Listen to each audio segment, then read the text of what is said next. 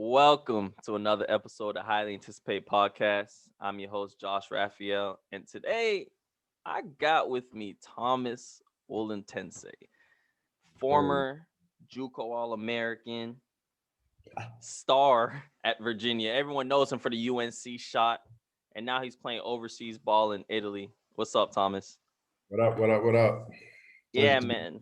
So we really gonna dive into it. I know everyone just sees the outside. You see, the shots, you see everything else, but no one really knows Thomas.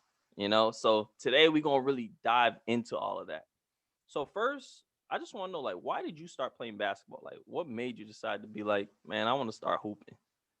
Why? I mean, it's actually funny because I used to swim when I was a kid, and Mm, so that at one point they saw that I was good at it, and they said, "Yo, we can move you up and swim in the big pool, start competing and all that."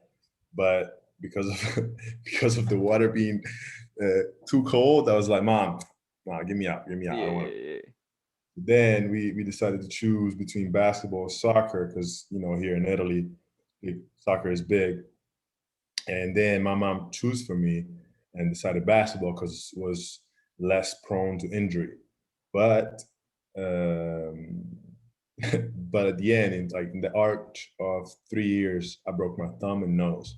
So How old were you? joke on you, mom. But I started at 7. Yeah. Yeah, and I mean, I used to play it at the playground, which I still do. So And how was like, I mean, for the audience, obviously, like Thomas he's from Italy, so he grew up playing in Italy. Um, so like, what would you say is like a difference, like playing in Italy and then like when you kind of came to the States to like play college basketball, like the best way I can describe it is in the States, we hoop. Here, we teach like proper basketball. yeah, My transition was, in my eyes, perfect because I had the chance to learn the principles and the techniques to the T, perfect. And then once I learned that, at the age of 15, I decided to just fly over the sea and come to the States and try out. And then at that point, I discovered hooping, yeah. where you just flow, like just you be one thing with the ball and just hooping, just having fun. So that was great for me. So when you were 15, that's when you came to America. Where did Yeah. you go? So that's also another funny story. My grandpa um, he was a dentist, and he had no idea what basketball was, but saw in my eyes that I was very passionate at it. So he decided to ask his colleagues if he knew any type of source of agent or somebody that could guide me or understand if I was good, worth Yeah. it, worth trying this career. And so after 1 year, so he asked his colleagues, and after 1 year, this guy contact us, called us back saying, "Yeah, the kid is worth it. I looked him up for a year, and I think we can work with him." So at that point on, I was like, "Yo, I mean, I had no idea he called somebody to check me out." So I saw an opportunity. I asked him, "Yo, I want to play the highest competition where I can prove the most," and we look up the states. So I decided to fly to Florida in a private high school called Edison Academy, and uh, the basketball team was Victory Rock Prep, Hmm. which was a prep school in Florida, Bradenton, right next to IMG. Yeah. So was it like a culture shock? Like you're a 15-year-old kid from Yeah. Italy, like, and now you're just in Florida, like by yourself. You don't know what's going on. Like, Nah, and when they told me like, "Yo, we can send you to the states, but we don't want no phone calls at 2 a.m. where you cry asking for mama." I was like, nah, trust me, I know I won't do this. yeah, I believe in this and all that. 3 months in, I was I have no shame in saying it. Like I was crying. Yeah. That was a boot camp. Like, for us outside the States, we see the States as like an amazing place where dreams come through. Yeah. The Yeah. Tight, tight stuff. what you Yeah. guys preach, right? Like Yeah. everything has a shot and all that. For So sure. I was expecting the high school where I would just walk around with the jacket of the basketball team. I ended up in a private school where there's 30 students, which 20 of them played basketball with me. So it wasn't what I was expecting. And Yeah. 5 a.m. Wake up calls, lifting, school, 4 hours basketball. Well, it So was it in the was, military. yeah, it was intense. And so yeah, I was so pride in what I believed, then I just shut up and then I kept walking. So I never called mom, but now we laugh at it because Yeah. I was trying to, like, damn, this is ass. For sure. So you go to Victory Prep, you hoop, you get some tapes out there, some highlights, and now you end up at a junior college in Iowa, the middle of nowhere. And Yeah, Florida and Iowa are two very different states. So totally. kind of walk me through like what how did you get to Indian Hills College? Well, I want to make a point because usually when I hear these stories, like, you don't get the sense of time. All right. So I spent 2 years in Florida, and Hmm. 2 years is not little time. That's a lot of time where you just I'm also an overthinker. Like, I think a lot. And in those 2 years, like, I was trying so hard to get a D1 scholarship, but I was in starting five coming from Italy, and I played with people that committed to the Gators, Florida Gators, um, um, Long Beach, and somebody from DCU. So, like, Hmm.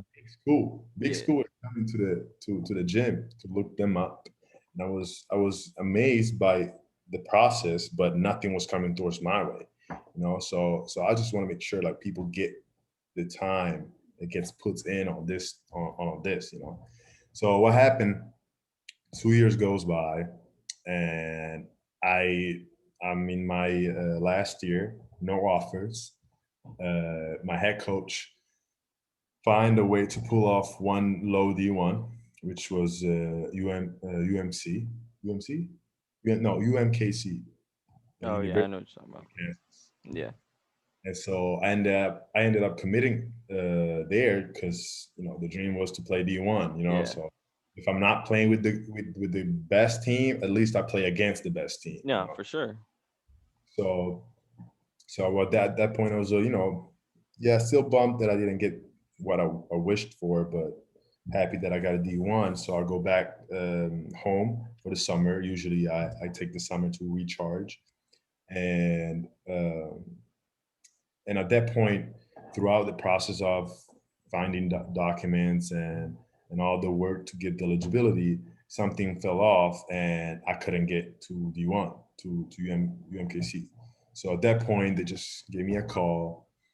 My story, I was also, like, in the gym at that time. They called me, hey, we can't get you here, but the option is to get you in a junior college for a couple of months till we figure out these things, and then just hop on in the middle of the season.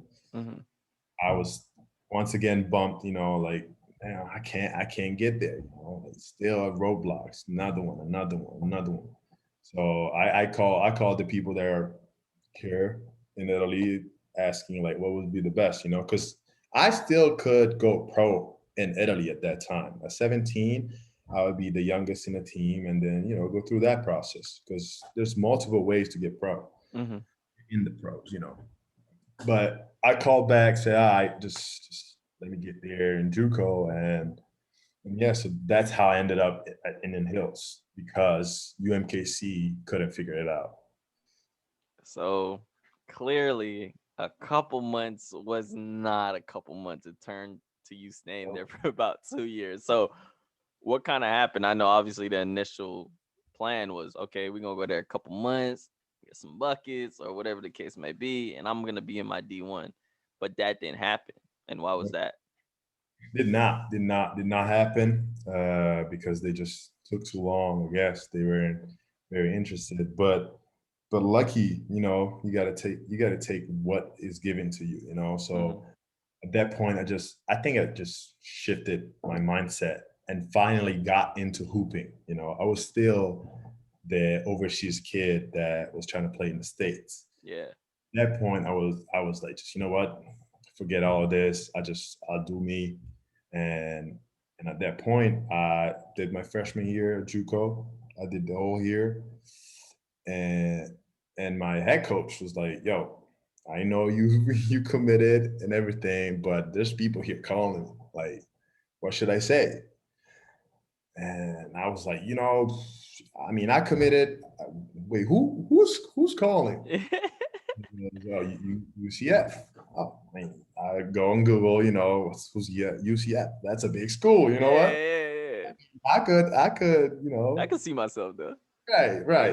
Yeah. So at that point, I was like, yeah, just let them know that I'm available because I'm gonna just hit UMKC and tell them, you know what, like you guys took too much.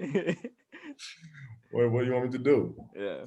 Yeah. And funny story that the fact that they come, they figured out the fact that I was interested in other schools and all that, so they came in, took me out to dinner and all that. But I set my mind and so I moved up for the second year because I was supposed to be there for maybe 1 year, Yeah. and I decided to stay, did my second year, and my second year I took off, and yeah, So obviously your first year, I guess you could say you were more like that guy, like you was the shooter of the team in a sense. Like they just looked at you, look, you're coming in, you're shooting threes. That's it. That's all yeah, that we want Thomas to do. We don't want him to do nothing else. In your yeah, second year, like you said, you took that step and you're the clear leader of that team in a sense when it comes to just the overall game. You were the primary scorer. That's just how it seemed. right. But you did have some roadblocks in your sophomore year, in a sense. I want to say, did you fracture your wrist? Mm-hmm. Or so kind of talk me through that, because I want to say you still played through it in a sense. So like kind of talk me through that and Yeah. that whole process. Honestly, like when people talk about roller coaster, I think I've been through one of the craziest roller coaster. Yeah. Of course, I mean high school and all that, D1, and then dropping down to JUCO, and so this story. By the way, like I just want to make sure people knows like we went to JUCO together. Yeah, Like we know each other, by the way. We know that's each why, other. that's Yeah. why like the little intel stories. Yeah. But so what happened? I fractured my scaphoid, which is a bone in the wrist. And the unfortunate thing is my shooting hand. I was traveling at what 48, 49% Hmm. from three, shooting 7 shots per game. So I was hot. I was Yeah. hot. Yeah. And I don't know I don't have an idea how I broke it because I broke it in two different situations. The first one, I think I slightly fractured it, but we went through the X-ray and nothing was shown. And I discovered later that fracture like this, bones like this, they tend to not show right away, but you got to wait 2 weeks Yeah. and then watch it through the X-ray. But we didn't do that, so we went straight to it, checked it out. Nothing was shown, so I just a bruise, just ice it, played through it. Played 2 months on top of it. Hurts, ice, hurts, ice, hurts, ice. Yeah. We went. We were still. I was like still doing my thing.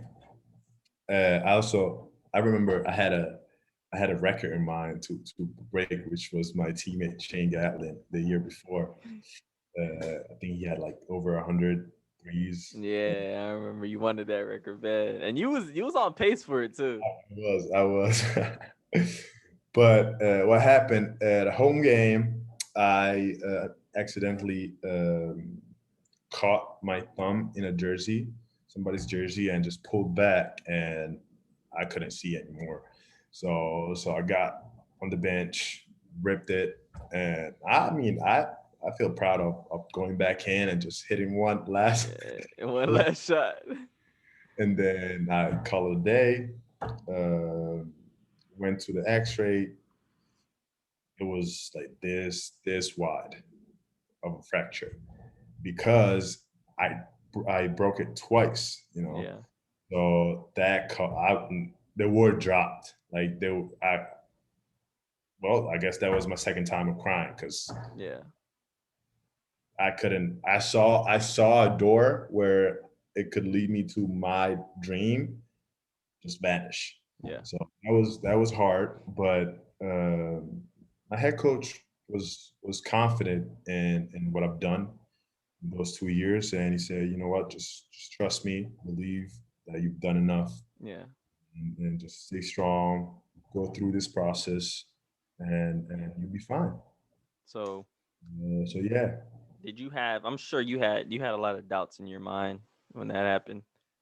because I, Like I know stories like this where people I don't know get in a motorcycle accident and can't play anymore. Like yeah, I literally have some teammate of mine, dads, that was supposed to go pro, and that summer, like he was driving the moped yeah, and an accident and broke his wrist. So in my mind, I had that yeah, where my career would be ended, like done. yeah. So obviously we talked about these your past 2 years, not your past 2 years, but your 2 years at Indian Hills.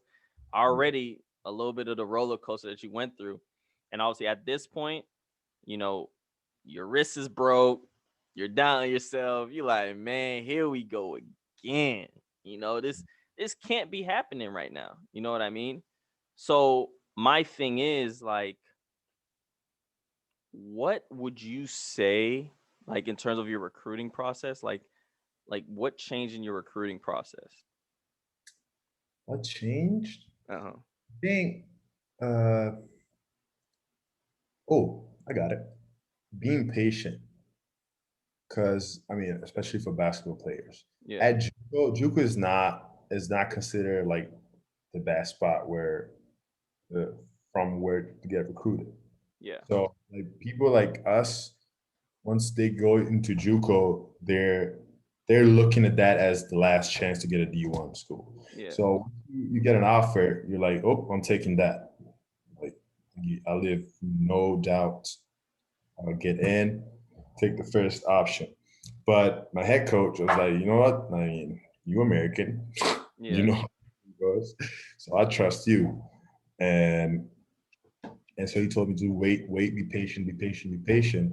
And luckily, because of that, I got over like 30 schools. Yeah. Like, So um, obviously the 30 schools, you end up going to Virginia. Like yeah, for someone that just broke their wrist, ends up going to Virginia. You know what I'm saying? Like, and yeah, I'm pretty sure I could be wrong. They either won the championship. I think they either the year before or 2 years before. And like, yeah, before. I mean, how did you feel? Like, I mean, those like after that phone call with Tony Bennett, I was like, I like trusting the process actually works. yeah, nah, for You sure. know, like it was crazy because I mean I had Kansas and Baylor and Yeah, Arizona and all of them like interested. Okay, yeah, I don't want to hype it up yeah, too much. They were on the list. They were there, and luckily the patient that I put in, I just gave me the opportunity to go to UVA, and that was very like a proud moment yeah, where in 4 years, like yeah, from the kid that didn't get recruited from D1 to UVA, that was a big jump. So yeah. Nah, that's honestly amazing. Also, like, I you don't know, want to repeat, like those are 4 years. All yeah, right, of make just sure. going through stuff, like little kid from Italy had a dream, and now not only did you accomplish that dream, like Bro, you went to literally the reigning national champs. You know, Right. no offense to the first school that recruited you, Uh, UMKC, but man, if you like, it's just crazy how when you stay patient, like what can happen. So kind of, because we're reaching the end of our interview a little bit, I kind of want to talk about two things. While you were in college, I want to talk about the shot against UNC, the game winner. Arguably, probably, I would say one of the biggest shots of your life. So first, let's talk about that, and then we're gonna kind of talk about your transition from Virginia to your professional life. All right. Quick. I think 30 seconds, something like it. Yeah, I fouled the guy yeah, from 3 point line. And I think we were down, or we were up. We were up two. Up two. I think Anthony Edwards went to the back. Oh, pull up, long rebound. I go to try to grab the rebound. So I go back in, go out. My man was out, wide open, catch it, released it, open his leg, foul. yeah, uh, I just lost the game, guy. I yeah, just timeout after the first free throw or second, I don't know. Down one or tie game, something like that.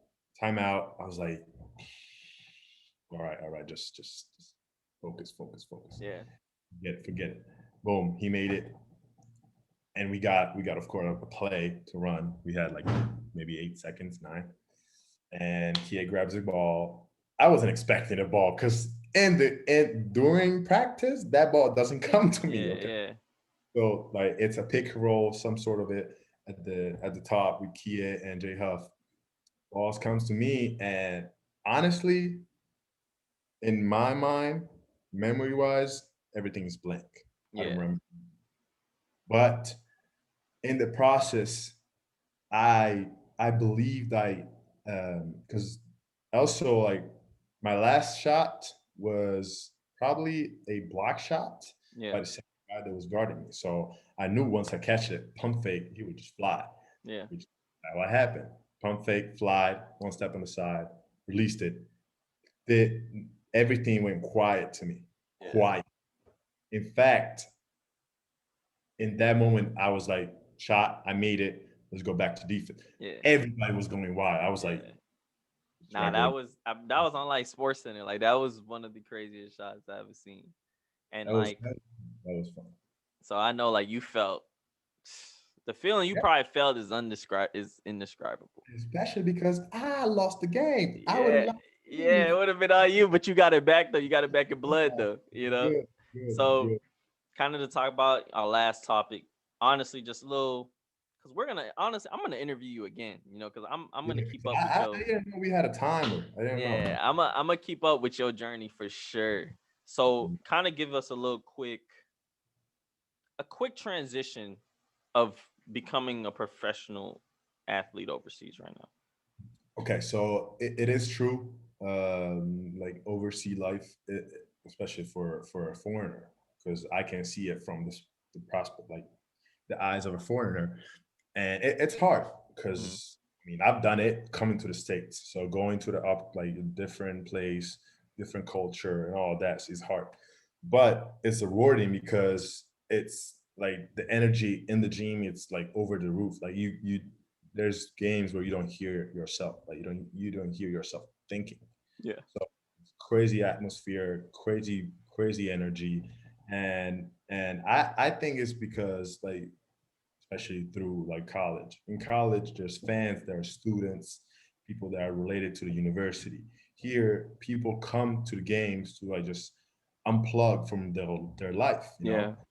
So they give it all. Like they feel like they're on the court. So when people think about home game advantage, home court advantage, here it's true to the fullest. Yeah. Like here, it's big time. And pro life, you just got to be, you are in charge of your life that from that point on. Yeah. So if practice is at that time, you got to be there. Like no matter what do you do the night before or the morning off, Right? You just got to be there. So you have a commitment to the team, but you are a grown man, so you do you, and you just got to perform. Yeah, for sure, Perform, for sure. going But home. yeah, man, we kind of running out of a little bit time. Yeah, that's So Thomas, thank you for coming on the show for sure. fine. We're gonna have another interview in the near future, 100%. I'm gonna leave Thomas's IG down below. You guys give him a follow, man. And Thomas, again, I do appreciate you coming on. And You you know, guys always like and subscribe. Appreciate it. J Raff out.